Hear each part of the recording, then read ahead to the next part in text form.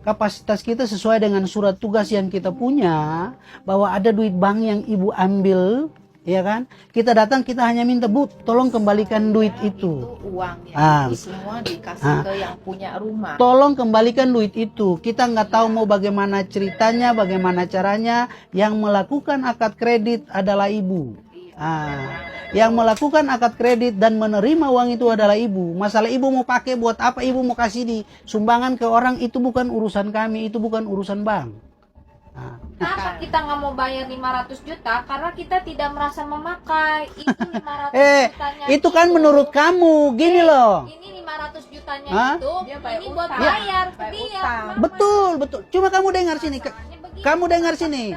Kamu dengar. Yang melakukan pinjaman itu siapa? Ya Pak, kita kalau sama-sama ngotot-ngotot juga nggak selesai ya. ya. Ibu juga ngerti. Supaya kita jangan sampai kecekcokan ya. Saya pengennya kalian kan jadi sahabat saya. Siapa tahu kita ada apa-apa bisa minta tolong. Solusinya begini aja. Kasih waktu saya jual. Nanti kalau sampai kita nggak bisa jual atau gimana, kita baru ngomong lagi soal bayarnya gimana gitu. Oke? Gak bisa, Bu. Saya dinilai, Bu, saya dinilai orang tidak layak untuk melakukan pekerjaan ini. Justru saya mau lihat ini, saya mau lihat niat baik ibu. Gitu. Jangan sampai nanti supplier Anda lihat kita di sini, orang kepercayaan orang terhadap Anda jadi nggak baik. Anda kan bukan juga, saya rasa Anda bukan orang gila gitu loh. Bukan orang gila yang ngambil apa pengajuan kredit dan Anda tidak tahu bagaimana caranya mengembalikannya.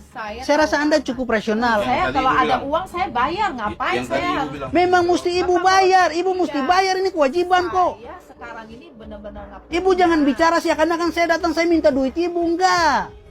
Saya bilang kembalikan duit yang sudah Anda pakai. Gitu loh, itu mindset jangan Anda balik gitu loh. Apalagi ibu bicara soal jangan diperas. Saya ngapain saya peras Anda? Anda jangan buat diri supaya Anda ini korban. Enggak. Anda pelaku utama. Saya kan ngomong sama barang aja. Diapain juga saya tetap nggak punya uang. Anda punya kewajiban, Ibu. Nggak punya uang itu. Jangan begitu. Saya bilang kan Bang, kalau nggak sita aja udah gitu ya. Beres kan. Ini nggak selesai yang kayak begini. Coba. Mama kasih tahu gini. Mama kasih tahu, ini kan bukan kita niat jahat. Maksudnya kasih waktu lah. Saya minta tolong abang kasih kita waktu. Kita perlu bukti ngomong. Anda mau minta waktu ke saya berapa lama? Nggak usah lama lah. Ya. Yang penting saya perlu ngomong dulu karena saya nggak tahu. Iya, maksudnya makanya saya tanya kira-kira. Rabu. Sekarang hari Selasa ya.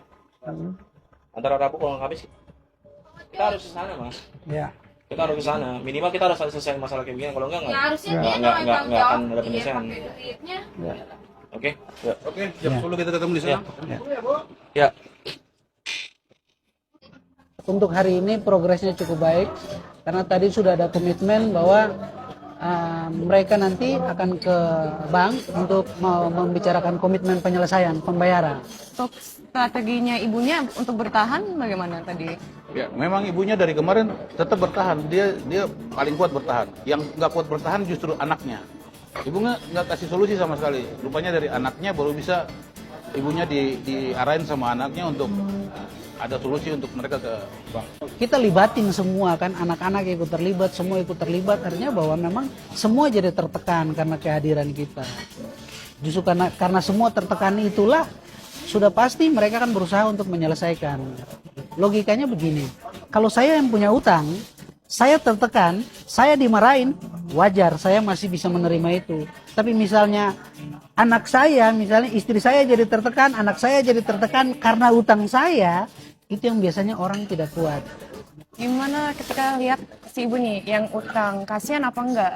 Kalau saya kasih perbandingan seperti tadi yang maling motor ya, itu bayangin akibat yang ditimbulkan dari misalnya orang maling motor, itu orang dianya bisa dibunuh, dibakar dan sebagainya.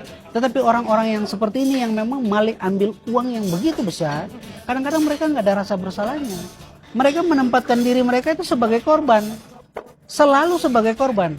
Padahal sebenarnya mereka ini pelaku utama, mereka inilah yang maling sebenarnya. Kalau terlalu pakai perasaan, berarti kerjaan ini nggak pantas untuk kita kerjain. Tidak ada magic solution untuk masalah utang. Sederhana, harus bayar. Karena selama orang ngambil utang tanpa tahu bayarnya pakai apa, selama itu pula kita berhadapan dengan resiko yang sangat besar atas kemungkinan kredit macet individu. Dan ini bisa jadi bahaya yang lebih besar lagi untuk ekonomi negeri kita. Jadi ini kayak menyiapkan bom waktu yang akan meledak dalam 15 tahun ke depan. Melihat dari dua sisi. Jika kita melihat dari segi perdatanya atau segi hutang piutangnya, maka sebenarnya pihak yang melakukan prestasi adalah pihak debiturnya. Tapi cara penyelesaiannya untuk kasus seperti ini adalah penyelesaian mekanisme perdata. Bisa melalui jalur mediasi dengan pembayaran cicilan yang jauh lebih ringan. Lain cerita kalau si debt collecting ini melakukan tindakan pidana, misalkan intimidasi atau tekanan atau sifat-sifat yang mengganggu.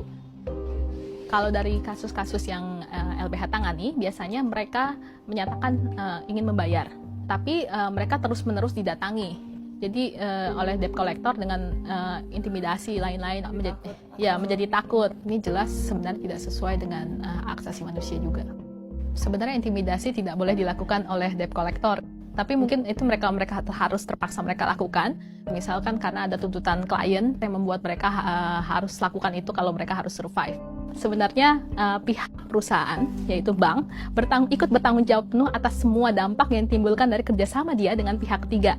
Jadi apabila si debt collecting ini, perusahaan atau jasa perusahaan debt collecting ini melakukan ancaman, sebenarnya dia juga ikut terlibat. Tapi dalam kenyataannya mereka sangat suka sekali lepas tangan, mengatakan ini adalah masalah personal si debt collectornya dengan si personal debitur, padahal itu terjadi dalam jumlah yang sangat banyak dan sistematis.